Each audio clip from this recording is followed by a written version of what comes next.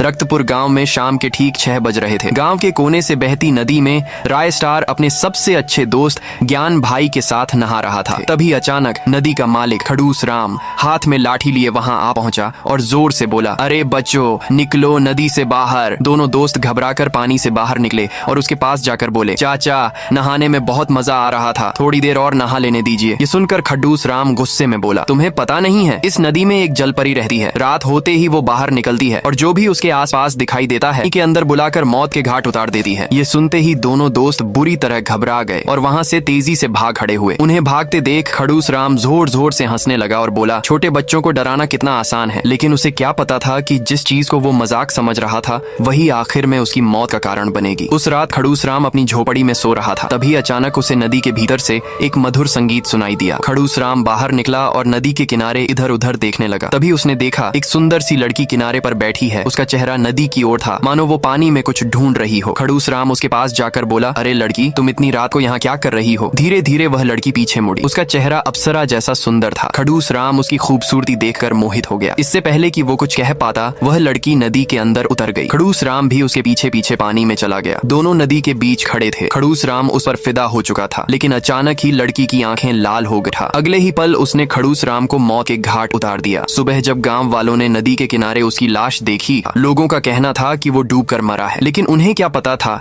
कि ये तो बस शुरुआत ही। उस दिन के बाद से हर रोज नदी के किनारे लाशें मिलने लगी और हर रात वही मधुर गीत गूंजता था। आखिरकार इन घटनाओं से परेशान होकर गांव के सरपंच भोला बाबू ने एक अघोरी साधु बाबा बेरोजगार को बुलाया। सांझ होते ही बाबा बेरोजगार नदी के किनारे पूजा करने बैठे, लेकिन तभी अचानक एक अदृश्य शक्ति ने उन्हें हवा में उठाकर सीधे नदी में पटक दिया। सबके सामने नदी से वही जलपरी बाहर निकली और बाबा बेरोजगार को मार डाला। ये दृश्य देखकर गांव वाले घबराकर इधर उधर भागने लगे, लेकिन जलपरी ने सबको मौत के घाट उतार दिया और हंसते हुए फिर से नदी में समा गई। राय स्टार और ज्ञान भाई एक कोने में छिपे हुए थे। उन्हें लगा कि वे बच गए हैं। उस रात जब गांव के सब लोग सो चुके थे, नदी के भीतर से फिर वही मधुर गीत गूंजा, लेकिन इस बार उसकी आवाज सिर्फ नदी तक सीमित न रही, बल्कि आसपास के सारे गांवों में फैल गई। जिस किसी ने भी वह गीत सुना, वह अपने आप घर से बाहर निकल आया और नदी की ओर चल पड़ा। कुछ ही देर में पूरा गांव नदी के किनारे इकट्ठा हो गया। राय स्टार और ज्ञान भाई भी वहीं खड़े थे। धीरे धीरे सब लोग नदी में उतरने लगे और रहस्यमयी ढंग से एक एक कर गायब हो गए। अगर आपको भी इस वीडियो का भाग 2 चाहिए तो इस वीडियो को लाइक करें और कमेंट में लाल दिल भेजें। और वीडियो देखने के लिए धन्यवाद।